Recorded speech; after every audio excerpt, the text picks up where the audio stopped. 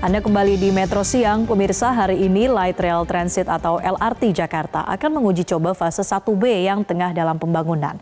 LRT Jakarta fase 1B rute Velodrome Manggarai ini tepatnya akan diuji coba jarak pendek terlebih dahulu, yaitu dari stasiun Velodrome hingga ke stasiun Rawamangun atau yang disebut dengan uji coba lintasan track testing.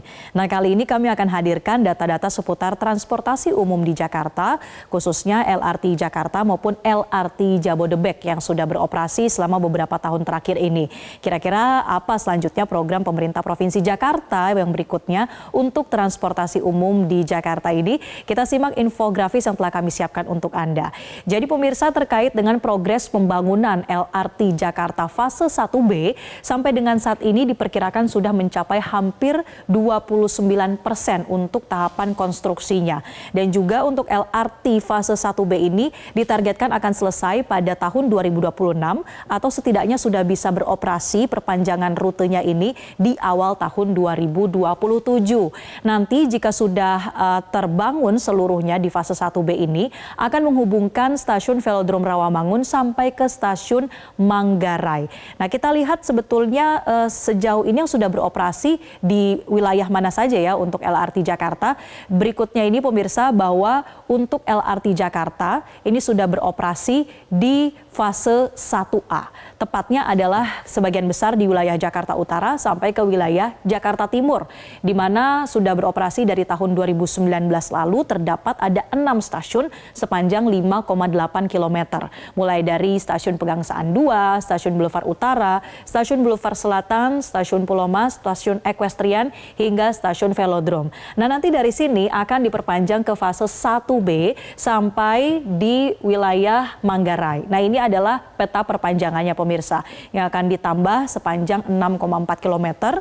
Dimulai dari Stasiun Pemuda Rawamangun, kemudian Pramuka BPKP, Pasar Pramuka, Matraman, hingga Stasiun Manggarai. Jadi totalnya nanti jika sudah terbangun semua akan sepanjang kurang lebih 12 km untuk LRT Jakarta fase 1A dan juga 1B. Nah, berbicara soal LRT, ini tidak hanya ada LRT Jakarta, tapi juga LRT sudah menjadi salah satu transportasi umum andalan untuk warga sekitar, yaitu wilayah Bogor, Depok, dan Bekasi. Oleh karena itu di tahun 2023 lalu pemerintah juga membangun LRT Jabodebek. Nah, ini sudah beroperasi dimulai dari tanggal 28 Agustus 2023, di mana sampai dengan saat ini rekor atau capaian jumlah penumpang terbanyak adalah di bulan Juli tahun ini 2024. Ada sebanyak lebih dari 2 juta orang yang menggunakan LRT Jabodebek di bulan Juli tahun 2024 ini, di mana total ataupun rata-rata penumpang yang dilayani per harinya adalah sekitar 65.000 penumpang per hari. Nah, sementara untuk LRT Jabodebek ini pemirsa, sejauh ini yang sudah beroperasi ada 2 lintasan, yaitu lintas Cibubur dari Stasiun Duku Atas sampai Stasiun Harjamukti, dan juga lintas Bekasi dari Stasiun Duku Atas hingga Stasiun Jatimulya.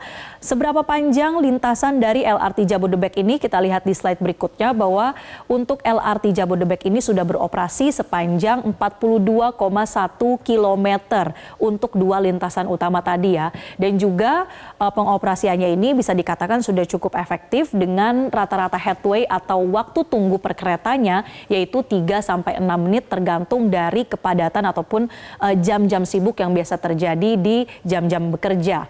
Nah, kemudian LRT Jabodebek ini sudah melayani ada sebanyak 434 perjalanan per hari dengan tarifnya ini dipatok seharga Rp5.000 untuk 1 kilometer pertama ditambah dengan Rp700 untuk setiap kilometer berikutnya.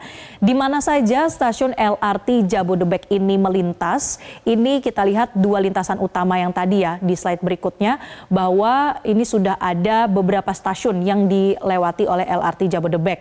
Misalnya untuk lintas Cawang Cibubur yang berwarna biru ini pemirsa, yaitu dari Stasiun Cawang melewati Taman Mini, kemudian Kampung Rambutan, Ciracas, dan juga Harjamukti. Ini menjadi lintasan yang mendekatkan warga Bogor untuk bisa datang ataupun berkomuter ke wilayah Jakarta. Kemudian untuk lintasan berikutnya atau lintasan utama yang lain yaitu dari Duku Atas ini sampai ke Jatimulya atau ke kawasan Bekasi. Melewati stasiun seperti Setiabudi, Rasuna Said, Kuningan, Pancoran, Cikoko, Ciliwung ini yang cukup padat pemirsa, yang banyak terdapat wilayah-wilayah perkantoran, dan melewati wilayah-wilayah yang banyak perumahan, misalnya wilayah Halim, Jati Bening, Cikunir 1 dan 2, Bekasi Barat, dan juga Jatimulya. Ini adalah lintasan yang telah dilalui oleh LRT Jabodebek. Tentunya nanti akan ada pengembangan-pengembangan lagi layaknya LRT Jakarta yang sudah mulai beroperasi juga.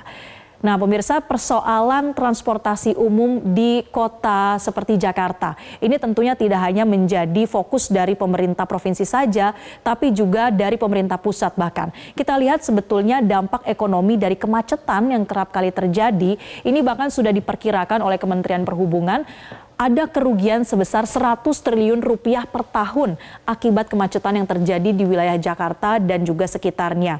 Bahkan pemirsa, Presiden Jokowi juga pernah menyebutkan bahwa kerugian dari membangun fasilitas umum seperti transportasi publik MRT ataupun LRT ini bisa jadi bahkan seimbang begitu ya dengan kerugian akibat kemacetan, sehingga daripada rugi karena macet lebih baik rugi untuk membangun transportasi umum, sehingga nantinya diharapkan seiring dengan operasional yang sudah lebih lancar ini bisa juga mendapatkan keuntungan dari operasional transportasi umum.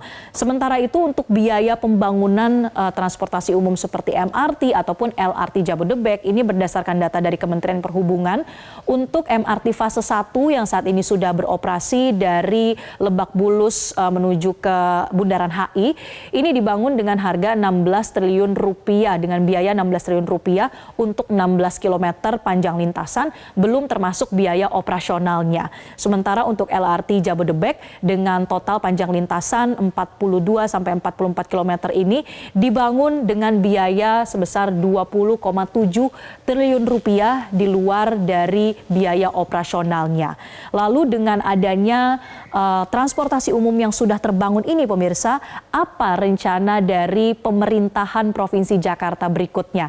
Ini juga sudah disebutkan dalam janji-janji kampanye yang beredar akhir-akhir ini. Kita lihat apa yang menjadi janji dari dua calon gubernur setidaknya yang sudah menyebutkan program mereka untuk LRT, MRT, dan sebagainya. Misalnya dari Cagup Jakarta Ridwan Kamil menyebutkan programnya adalah untuk perpanjangan LRT, MRT, dan Transjakarta sampai ke kawasan Bogor dan Bekasi. Ini mungkin saat ini sudah ada ya beberapa rute yang melayani hingga ke Bogor dan Bekasi. Mungkin nanti akan didetilkan lagi oleh Ridwan Kamil. Kita akan lihat seperti apa yang dimaksudkan dengan perpanjangan rute LRT, MRT, dan TJ. Berikutnya dari calon gubernur Jakarta Pramono Anung, ia juga kemarin menyebutkan bahwa akan menggratiskan LRT dan MRT untuk 15 kalangan seperti layanan Transjakarta yang sudah berlangsung saat ini. Yang termasuk dari golongan ataupun kalangan yang digratiskan ini misalnya adalah seperti untuk anggota TNI Polri, kemudian untuk bagi para penumpang lansia, ini ada beberapa memang yang diberikan keringanan untuk menggunakan transportasi seperti Transjakarta. Jadi itu pemirsa, selain terus mendorong masyarakat tentunya untuk menggunakan transportasi umum demi mengurangi kemacetan, pembangunan transportasi umum juga diharapkan bisa memberikan dampak ekonomi yang signifikan. Jadi selain bisa mendesain peta transportasi umum yang terus terintegrasi, kita harapkan agar transportasi umum di Jakarta juga tidak terlalu lama merugi. Jelajahi cara baru mendapatkan informasi. Download Metro TV Extend sekarang.